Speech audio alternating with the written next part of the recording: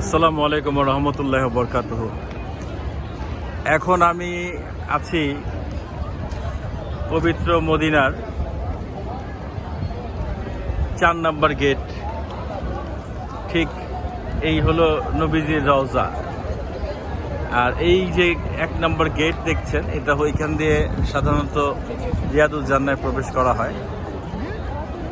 তো সবাই মনে রাখবেন, রাত ৯টা থেকে ১২টা পর্যন্ত নবীজিকে সালাম পেশ করার জন্য এই গেটটা ওপেন করা হয়, শুধুমাত্র মাদের জন্য, মহিলাদের জন্য। তো আমি আমার ওয়াইফকে নিয়ে এসেছি, উনি এখন নবীজির রওজায় সালাম পেশ করতে গিয়েছেন। ঠিক এই গেট দিয়েই সবাই বেরোচ্ছে নবীজিকে সালাম পেশ করে আসার জন্য।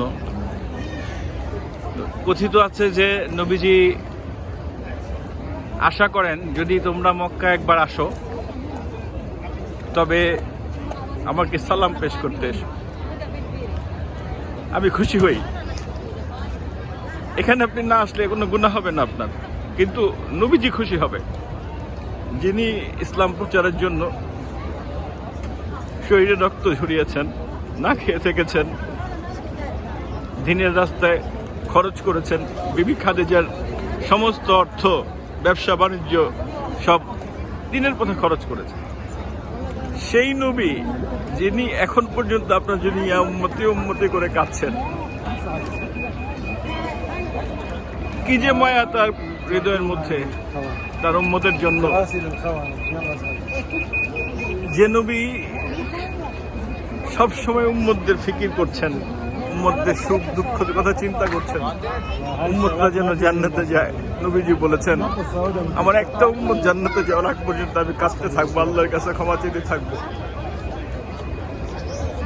আপনি সেই নবীর রওজা একবার সালাম পেশ করবেন না, এটা হতে পারে না। আমার তো এখান থেকে উঠতে ইচ্ছে করছে না। আমি ১ ঘন্টা ধরে বসে আছি, খালি তাকিয়ে আছি এই নবীর রওজার দিকে।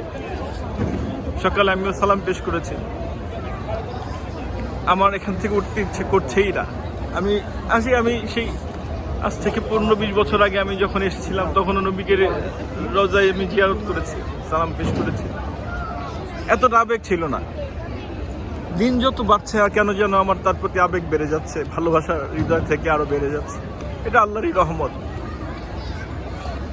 এইখানে মানুষ বারবার আসে, যারা আসে তারা বারবারই আসে, আর যারা আসে না তারা আসে না।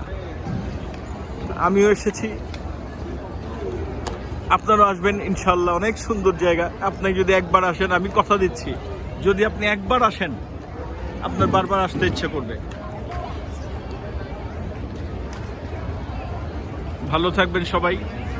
আল্লাহ সবাইকে এই পবিত্র জায়গায় আসার তৌফিক দান করুন। আমিন।